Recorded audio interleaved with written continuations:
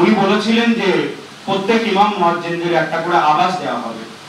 আমরা অল বেঙ্গল ইমাম মুয়াজ্জিন অ্যাসোসিয়েশন চ্যারিটেবল ট্রাস্টের আজকের 1 দশকের বেশি চলে যাওয়ার পরে আজও পর্যন্ত উনি বলতে পারবেন না কোন পশ্চিমবাংলার ইমাম মুয়াজ্জিনদের এইভাবে কিন্তু ঘর দেওয়া হয়েছে। আমাদের থেকে বলেছিলেন 2021 সালে নির্বাচনের আগে দেওয়া হবে, আমরা ভেবেছিলাম হয়তো হবে। আমরা একদম ডোর টু ডোর পশ্চিমবাংলার পাহাড় থেকে সাগর জঙ্গল বিভিন্ন জায়গায় ইমাম মুয়াজ্জিনদেরকে বুঝিয়ে কনভিন্স করেছিলাম যে আমরা শান্তি সম্প্রীতি ঐক্য ভ্রাতৃত্ব বজায় রাখতে বিজেপিকে রুখতে আমাদের ঐক্যবদ্ধভাবে তৃণমূল ছাড়া আর কোনো গতি নেই।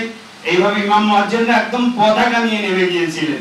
তো আমরা দেখছি যে বিজেপিকে রোখার জন্য যদি তৃণমূলকে ভোট দিতে হয়, সেই বিজেপি 2025 সালে সে এত বাড়াবাড়ন্তি হয় কি করে? নমস্কার বন্ধুরা, আমার নাম ধ্রুবজ্যোতি সরকার।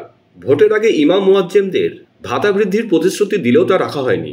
তৃণমূল সরকারের বিরুদ্ধে এই অভিযোগে সরব হলো অল বেঙ্গল ইমাম মুয়াজ্জিন অ্যাসোসিয়েশন।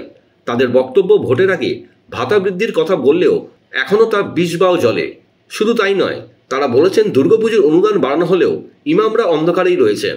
তৃণমূল সরকারের বিরুদ্ধে দ্বিচারিতার অভিযোগ তুলেছেন তারা। না, ওনাদের কোনো দাবি ওনাদের মনে হয়েছে একটু বাড়ানো উচিত, ওনারা বলেছেন। সবার সব কথার উত্তর দিতে হবে না। সরকার যতটা সম্ভব সরকার করেছেন, মমতা বন্দ্যোপাধ্যায় যাকে যতটা দেয়ার, এবার কেন্দ্রীয় সরকার 1,70,000 কোটি টাকা বকেয়া রেখেছে, সবটা সবসময় দিতে পারেন না। আর যেটা বলছেন পুজোর, এইটা এমন একটা ইউনিক জিনিস যে পুজোটা দেখলে মনে হচ্ছে হিন্দুদের পুজো, নিশ্চয়ই পুজো আমাদের হিন্দুদের পুজো, কিন্তু তার অর্থনীতিটাই কিন্তু অন্য সব ধর্মের মানুষ তাদের রোজগার, তাদের পেশা, সেটা উপকার পাচ্ছে। যখন কোনো মুসলমান ফুল চাষি তার ফুল যখন পুজোর জন্য বাজার থেকে কিনে আসছে, তাহলে কি মুসলমান সমাজ এই পুজো অর্থনীতিতে উপকার পাচ্ছেন না? ডেকোরেটরদের মধ্যে কি কোনো মুসলিম ভাই নেই? আলোক শিল্পীদের মধ্যে কি কোনো মুসলিম ভাই নেই? পুজোয় যখন কেউ নতুন জামা কিনতে যায়, কাপড়ের যারা শিল্পী, তাদের মধ্যে কি কেউ মুসলিম নেই, খ্রিস্টান নেই? এ কি হয় নাকি কখন? এই ধর্মের রাজনীতি যদি কোনো সরকার করে, তাহলে এখানে এই ধরনের কথাই তারা বলবে। সরকারের কি উচিত? রাস্তা করা, ব্রিজ করা, ইউনিভার্সিটি করা, হাসপাতাল করা, ইন্ডাস্ট্রি আনা।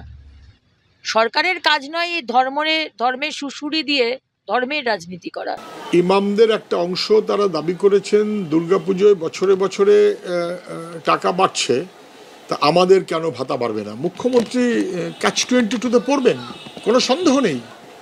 মুখ্যমন্ত্রীর কাজ ছিল স্কুল, কলেজ, লেখাপড়া, কাজ ইত্যাদি। উনি ধর্মকে ব্যবহার করে ভোট করতে চান। একবার এই গালে চুমু তো আরেকবার ওই গালে চুমু, একবার ইফতার পার্টি তো আরেকবার অন্য রথের রশি, এক সময় এক রকম বলবে তো বটেই, বলার মধ্যে তো কোনো অপরাধ নেই। গত 7 বছরে 10,000 টাকাটা বাড়তে হলো 1 লাখ কি একটা 10,000 না কিছু একটা, এবং নিলাম 85, 90, 95 নিলাম, একেবারে পাড়ার নিলাম খোরের মতন 11 গুণ বেড়েছে। 11 গুণ যদি এই ক্ষয়রাতি বাড়ে, তাহলে ইমাম ভাতা দিয়ে শুরু করেছিলেন, তারা তো বলতেই পারেন যে আমার 11 গুণ না হলে অন্তত 10 গুণ করুন। আমরা দেখছি যে বিজেপিকে রোখার জন্য যদি তৃণমূলকে ভোট দিতে হয়, সেই বিজেপি 2025 সালে সে এত বাড়াবাড়ন্তি হয় কি করে? বন্ধুরা, ভিডিওটি ভালো লাগলে দয়া করে লাইক শেয়ার করে দেবেন, আমাদের পেজটা ফলো করে নেবেন, আর আপনার মতামত কমেন্ট করে অবশ্যই জানান। ধন্যবাদ।